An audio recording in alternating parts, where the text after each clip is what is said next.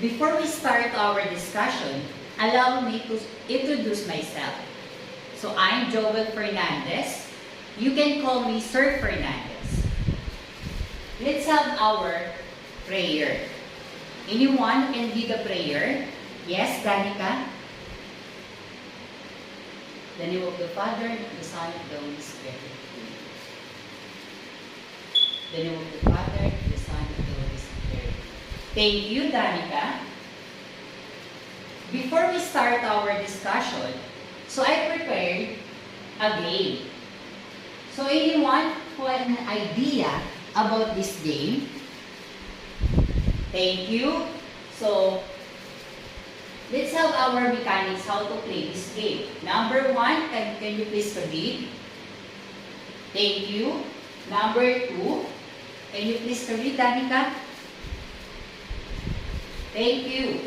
Very good. And last one. Yes, Marlon?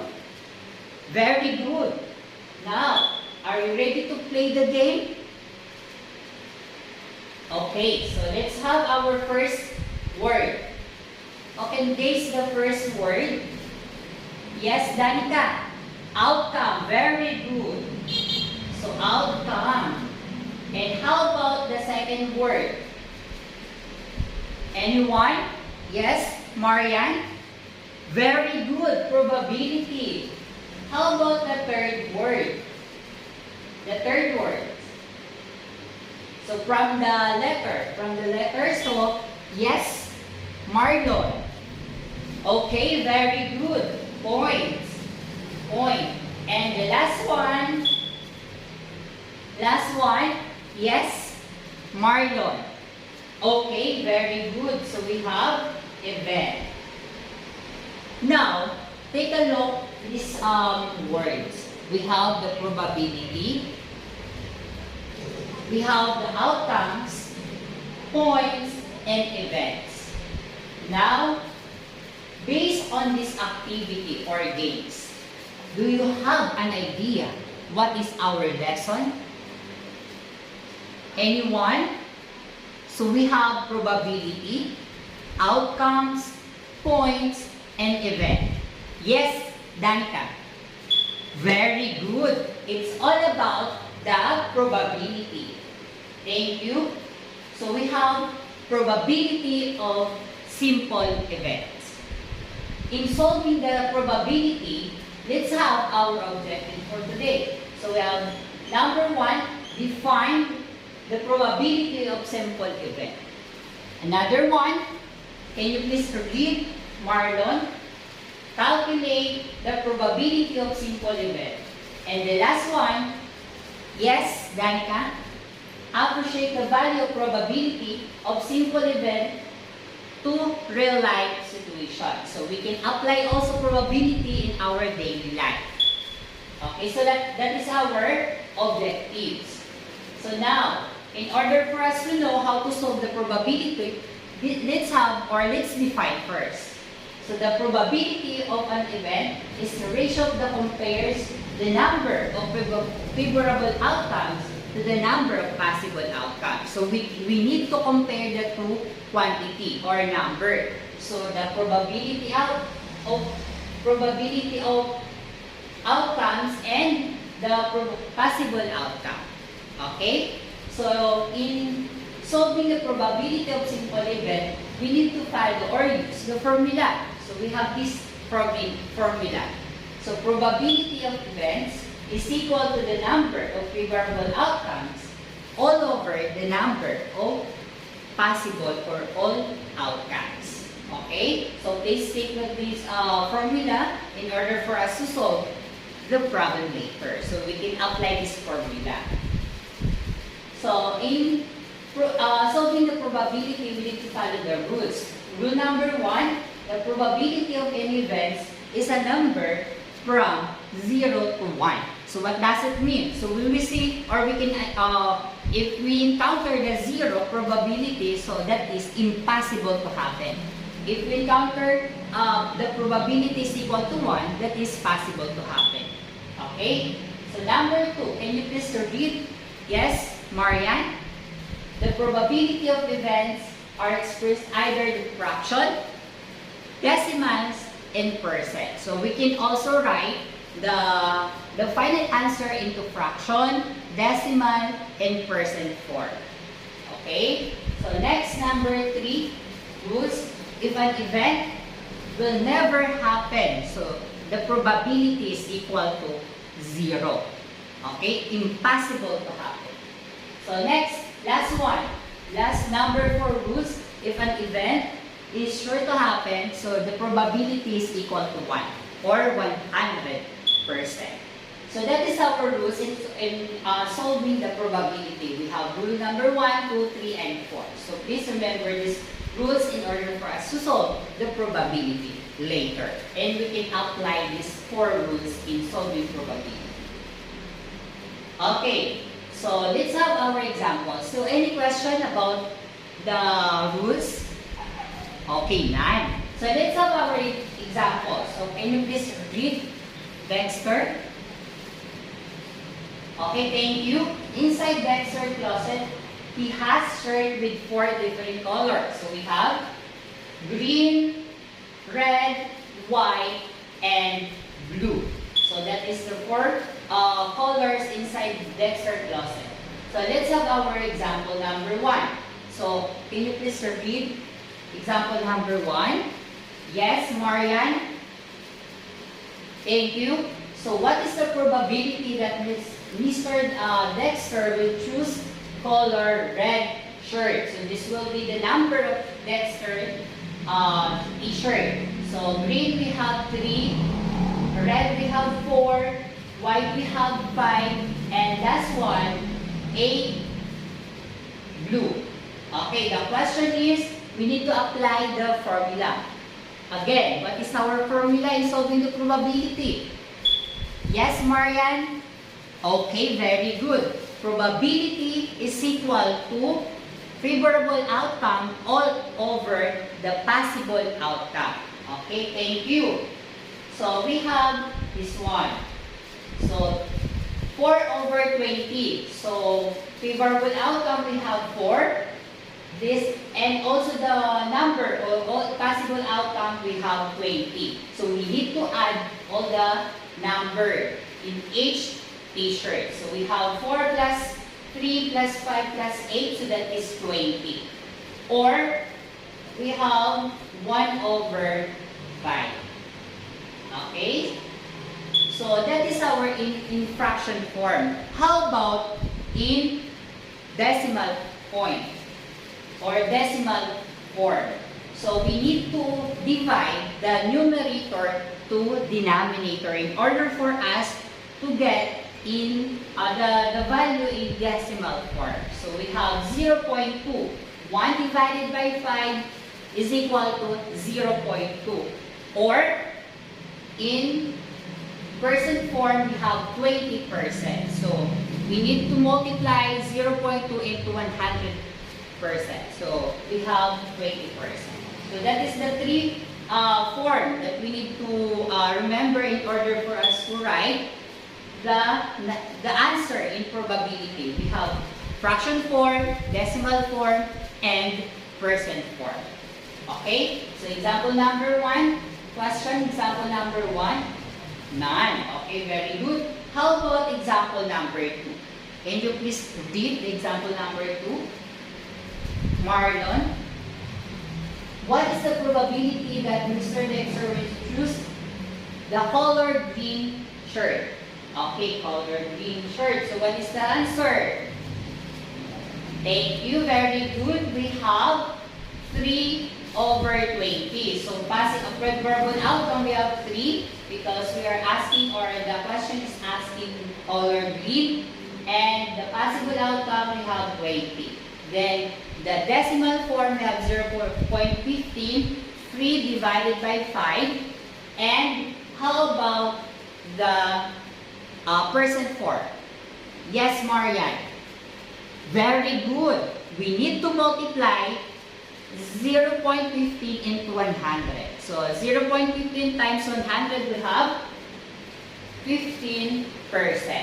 Okay, thank you, Marian. Very good. How about question? Question question about the example number 2? None. How about the example number 3? So can you please read example number 3? Yes, Danica? Okay, so what is asking on example number 3? It's any color except white. Okay, so any color except white. So what would be the answer? Thank you, Danica. So we have 15 over 20. No? So that is in the fraction form, or 3 over 4. Okay, so how about in decimal form? Anyone? So we need to divide 3 divided by 4. We have 0.75 or 75%. So that is the 3 form that we write the answer in probability. Okay, how about the last example? Can you please read, Danica? What is the probability that Mr. Dexter will choose color pink shirt? So, the example number for asking, what is the probability getting pink shirt? Yes, Marlon. What is the answer? Okay, very good. 0%. Why? Because there is no pink shirt in Dexter closet. So, impossible to happen. That's why the answer is 0. Okay? So, 0 over 20 or 0%. Okay, question. Any question, clarification about the example? None. Very good. So, let's have our activity. So, I prepared an activity, group activity. So, entitled Jar of Chances and Flipping of Chances. Okay, so this will be the mechanics, no? Can you please read the mechanics? Direction. So, the class will be divided into 4 groups. Group number 1 and 3 will answer set A. Then, group 2 and 4 will answer set B. Then, I'll giving you 5 minutes to answer this activity. Okay? So, question. So, I group you into 4 groups. So, can you please count? 1, 2, 3, 4. 1, 2, 3, 4. 1, 2, 3, 4. Okay, group 1, stand up. So, form a circle, this area. And group 2, stand up, form a circle. Group 3, form a circle at the back. And group 4, form a circle at the back. Okay, so everyone is settled down. So now, I'll give you your activity or question. So, group 1, group 2, get your problem, and group 3 and 4. Okay. Now, I'll give you 5 minutes to answer your activity. Okay, then after you answer, if you are finished to answer your activity, then choose one representative to explain your works here in front of your classmate. Okay, you may now start doing your activity.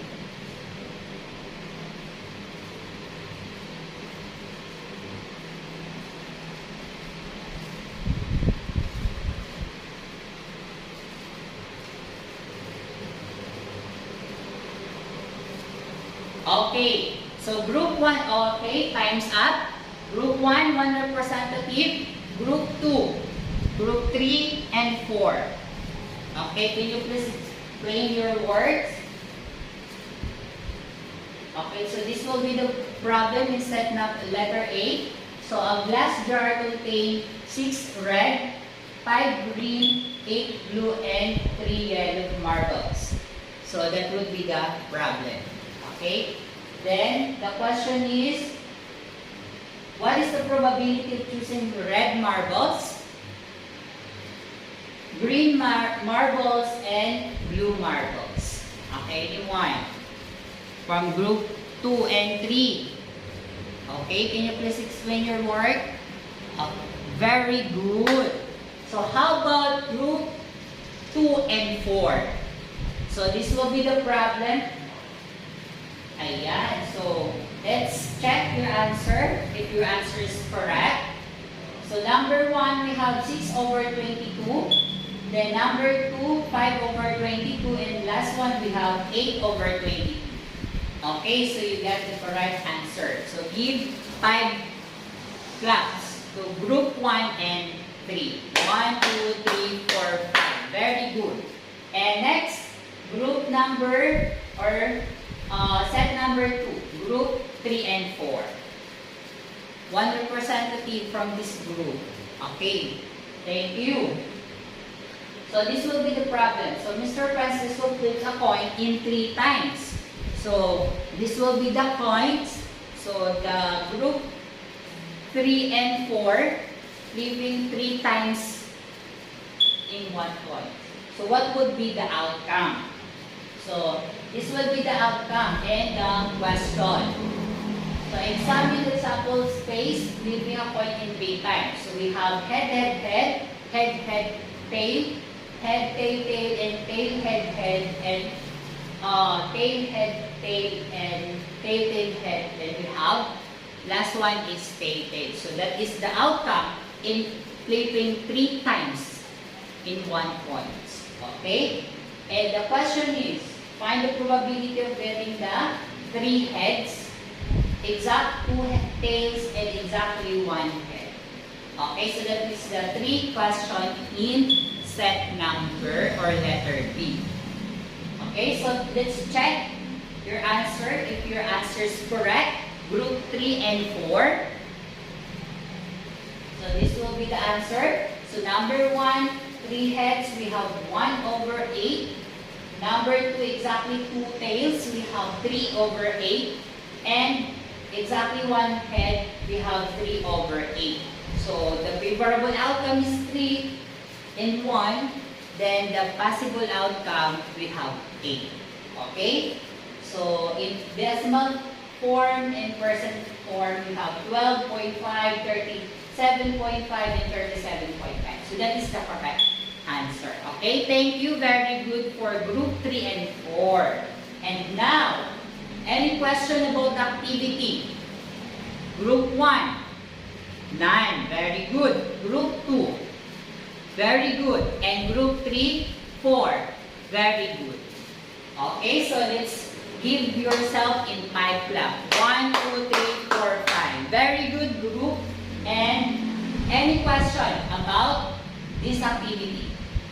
None. Okay. So let's have our another activity. So this activity titled or we have take, pair, share. Okay. So you only have to do is to find your partner. Then you're going to answer the following question based on your dream job. So this will be your problem. So we have the restaurant for those who want to restaurant, architecture, ICT, and we have the automotive. Okay? So I'll give you 3 minutes to answer this activity. Okay? Get one and pass. Okay, the timer start now.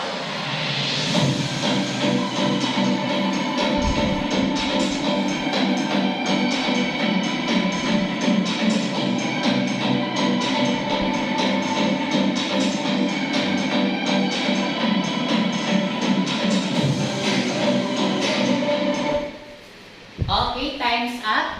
Now let's check if your answer is correct. Okay, so we have 5 over 3 for the restaurant.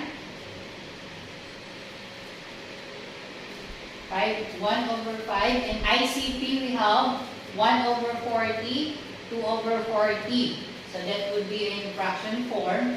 And the automotive, so we have 4 over 12 and 2 over 12. So that would be the answer And the last one, for the architecture or drafting, we have 5 over 31 and 6 over 31. So that would be the answer.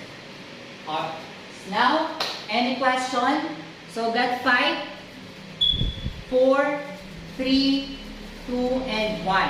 Okay, so based on your activity, so I said that you are already understand the concept of probability. Now, so let's have our quiz. Okay, get 1/4 of sheets of paper, then number 1 to 5. So this will be the question.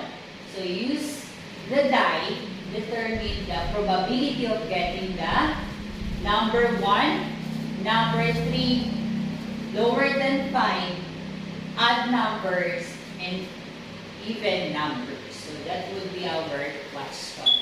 So now, I'll give you 5 minutes to answer this quiz. Okay, the timer start now.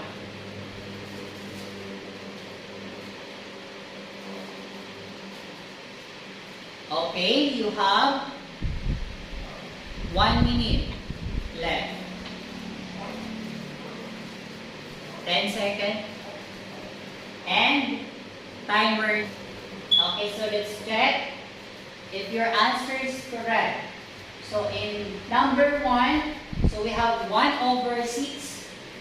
Number 2, 1 over 6. So when we roll a dice, so the possible outcome, we have 6 number. In decimal form, we have 0.5, and last one, 50%. Okay, so that would be the answer. Okay, can you please check your answer? Then, count the number over 5. Okay, you got 5? Okay, thank you, Danica and Marlon. We got 4, 3, 2, and 1.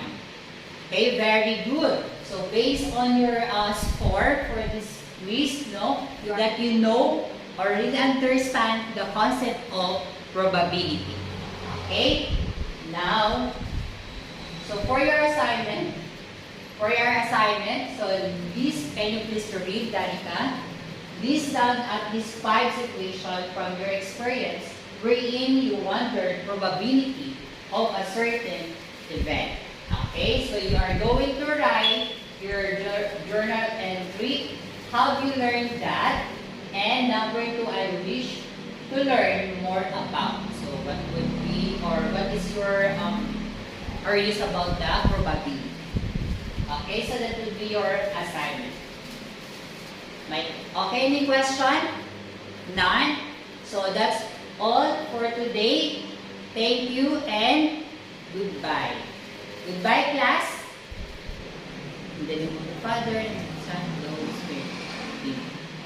In the name of the Father, and the Son, and the Holy Spirit. Goodbye, class. Okay, that's all. Thank you.